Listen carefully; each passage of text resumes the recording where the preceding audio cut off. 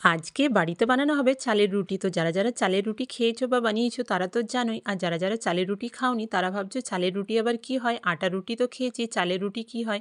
তো পিঠে বানানোর জন্য যে চালগুঁড়িটা পাওয়া যায় সেটা দিয়েই চালের রুটি হয়। কড়াইতে গরম জল ফুটতে দিয়েছিলাম, তার মধ্যে অল্প পরিমাণ নুন দিয়ে দিয়েছিলাম। তারপরে চালগুঁড়িটা এটার মধ্যে দিয়ে দিয়েছি আর ভালো করে জলটার সাথে মিক্স করে নিচ্ছি যাতে ভালো করে মিলে যায়।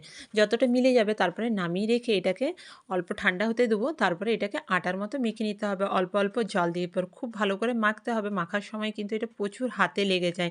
কিন্তু তার মধ্যেও এটাকে জল দিয়ে ভালো করে মাখতে হবে। যত ভালো করে মাখা হবে সেই হিসেবেই রুটিটা হবে। না হলে রুটিগুলো বেলার সময় ফেটে যায়। তো তারপর রুটির মতো লই গোল, গোল লই কেটে নিয়েছি। তার মধ্যে এটাকে হালকা হাতে বেলতে হবে। খুব জোরে রুটির মতো তাড়াতাড়ি করে বেলা যাবে না, না হলে ফেটে যায়। তারপর তাওয়াতে দিয়ে পরে এটা দুপিঠটা ভালো করে সেঁকে আর এর গায়ে তেল দিয়ে দিতে হবে অল্প, অল্প।